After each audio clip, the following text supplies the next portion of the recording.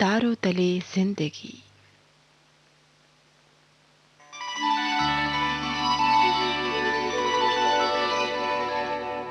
तारों तले जिंदगी। इस सीरीज में हम आपके लिए लेकर आए हैं हिंदी साहित्य जगत की कुछ चर्चित कहानियों और उपन्यासों पर केंद्रित नाट्य वाचन। इस कड़ी में प्रस्तुत है मुंशी प्रेमचंद का लिखा चर्चित उपन्यास मनोरमा। तो आइए सुनते हैं प्रसिद्ध उपन्यास मनोरमा का रेडियो नाट्य वाचन। कैद कोठरी में उद्दंड सभी कैदियों से चकधर को उनसे सहानुभूति हो गई। चकधर कैदियों से दरोगा जी को मारने की बात सुनते रहे। कैदी आक्रामक भी हो जाते। चकधर सोचने लगे परिस्थिति गंभीर हो जाएगी ऐसे तो। सिपाहियों पर कैदी टूटने लगे। दरोगा थर थर कांप रहे थे। चकधर दरोगा को बचाने के लिए सावधान करते कैदियों को रोकते रहे। अब आगे सुनते हैं मनोरमा के रेडियो नाट्य वाचन की 21वीं कड़ी।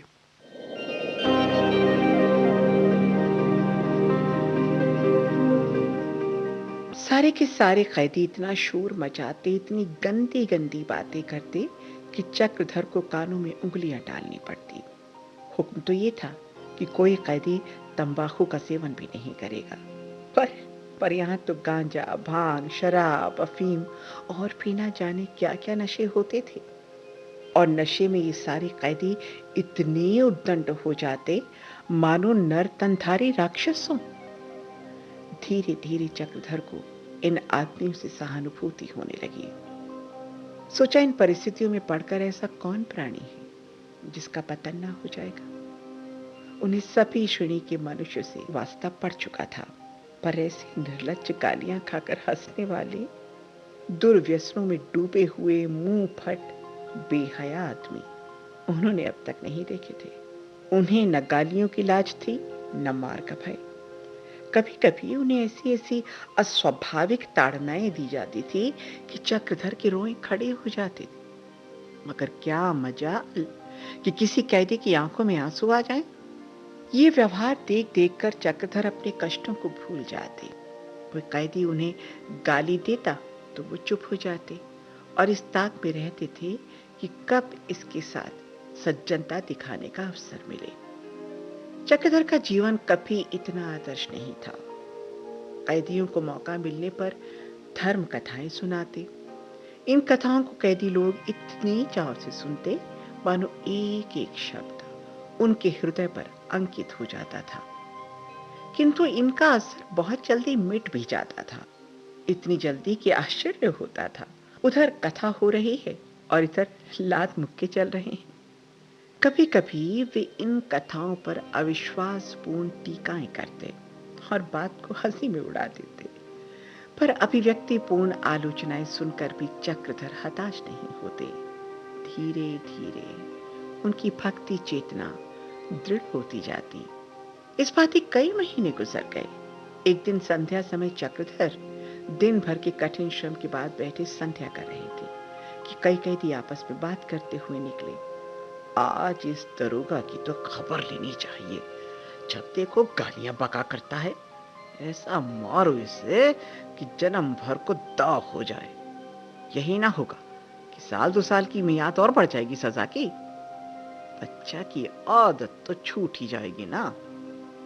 चक्रधर इस तरह की बातें अक्सर सुनते रहते थे, इसलिए उन्होंने इस पर कुछ विशेष ध्यान नहीं दिया। मगर भोजन करने के समय जो ही दरोगा साहब आकर खड़े हुए और एक कैदी को देर में आने के लिए वो मारने दौड़े कि कई कैदी चारों तरफ से दौड़ पड़े और मारो मारो का शोर मच गया। दरोगा जी की सिट्टी पिट्टी गुम हो गई। सहसा धन्ना सिंह ने आगे बढ़कर दरोगा जी की गर्दन पकड़ी और इतनी जोर से दबाई कि उनकी आंखें बाहर निकल आई। चक्रधर ने देखा, बस अब अनर्थ हुआ जाता है, तो तीर की तरह झपटे कैदियों के बीच में घुसकर धन्ना सिंह का हाथ पकड़ लिया और बोले, अरे क्या करते हो? धन्ना सिंह, हट जाओ मैं कहता हूं सामने से, नहीं तो सारा बाबू पर निकाल दूंगा तुम्हारा। अरे इससे पूछो, अब तो किसी को गाली नहीं देगा ना, मारने तो नहीं दौड़ेगा ना। दरोगा, कसम कुरान की, जो कभी मेरे मुंह से गाली एक, अरे छोड़ो, जो मेरे मुंह से एक गाली भी निकले, अरे छोड़ दो भाई। धन्ना सिंह, कान पकड़ो। दरोगा, पकड़ता हूं, कान पकड़ता हूं। धन्ना सिंह, जाओ बच्चा जाओ, भले का मुंह देखकर उठे थे, नहीं तो आज जान तो ना बचती तुम्हारी। और यहाँ कोई रोने वाला भी नहीं बैठा। हाँ। चक्रधर बोले, दरोगा जी, कहीं ऐसा ना कीजिएगा कि जाकर वहां से सिपाहियों को चढ़ा लाइए और इन गरीबों को भुनवा डालिए। दरोगा बोले, लाहौल विला, इतना कमीना नहीं हूं मैं। दरोगा जी तो यहां से जान बचाकर भागे, लेकिन दफ्तर में जाते ही गारद के सिपाहियों को ललकारा। हाकिम जिला को टेलीफोन किया और खुद बंदूक लेकर समर के लिए तैयार हुए। दम के दम में सिपाहियों का दल संगीने चढ़ाए आ पहुंचा और लपक कर भीतर घुस पड़ा। चक्रधर पर चारों ओर से बौछार पड़ने लगी। उन्होंने आगे बढ़कर कहा, दरोगा जी, आखिर आप चाहते क्या हैं? अरे इन गरीबों को क्यों घेर रखा है आपने? दरोगा ने सिपाहियों की आड़ से कहा, यही उन बदमाशों का सरगना है, इसे गिरफ्तार कर लो। बाकी जितने हैं उन्हें इतना मारो कि मारते मारते हलवा निकाल लो सुअर के बच्चों का। चक्रधर, आपको कैदियों को मारने का कोई हक नहीं है। सिपाही कैदियों पर टूट पड़े और उन्हें बंदूकों की कुंदों से मारने लगे। कैदियों में खलबली मच गई। कुछ इधर उधर के फावड़े, कुंदाले और पत्थर ला लाकर लड़ने को तैयार हो गए। मौका नाजुक था। चक्रधर ने बड़ी दीनता से कहा, रुक जाओ, मैं आपको फिर समझाता हूं, रुक जाओ। दरोगा, चुप रहे कमीने, चुप हो जा। इतना सुनना था कि चक्रधर बाज की तरह लपक कर दरोगा जी पर झपटे। कैदियों पर कुंदों की मार पड़नी शुरू हो गई थी। चक्रधर को बढ़ते देखकर उन सबों ने पत्थरों की वर्षा शुरू कर दी। भीषण संग्राम होने लगा। एकाएक चक्रधर ठिठक गए। ध्यान आ गया, स्थिति और भयंकर हो जाएगी। अभी सिपाही बंदूकें चलानी शुरू कर देंगे तो लाशों के ढेर लग जाएंगे। अगर हिंसक भावों को दबाने का कोई मौका हो सकता है तो यही मौका है। ललकार कर बोले, पत्थर मत फेंको, मैं कहता हूं पत्थर न फेंको, सिपाहियों के हाथों से बस बंदूकें छीन लो। सिपाहियों ने संगीनें चढ़ानी चाहिए, लेकिन उन्हें इसका मौका ही नहीं मिल सका। एक एक सिपाही पर 10-10 कैदी टूट पड़े और दम के दम उनकी बंदूकें छीन ली। और ये सब सिर्फ 5 मिनट में हो गया। ऐसा दांव पड़ा कि वही लोग जो जरा देर पहले हेकड़ी जताते थे, अब दया प्रार्थना कर रहे थे, घिघिया रहे थे, माथा टेक रहे थे और रो रहे थे। दरोगा जी की सूरत तस्वीर खींचने लायक थी। चेहरा फक, हवाइयां उड़ रही थी, थर थर कांप रहे थे कि देखे जान भी बचती है या नहीं। कैदियों ने देखा कि इस वक्त हमारा राज है, तो पुराने बदले चुकाने को तैयार हो गए।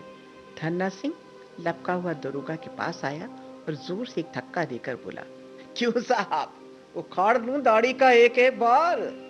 चक्रधर, धन्ना सिंह हट जाओ, मैं कहता हूं हट जाओ। धन्ना सिंह, अरे मरना तो है ही, अब इन्हें क्यों छोड़ूं? चक्रधर, मेरे देखते ये अनर्थ नहीं हो सकता। हाँ, मैं मर जाऊं तो जो चाहे करना। धन्ना सिंह, अरे ऐसे धर्मात्मा हो तो इनको क्यों नहीं समझाया? देखते नहीं कितनी सांसत होती है। इतने में सदर फाटक पर जोर का शोर मचा।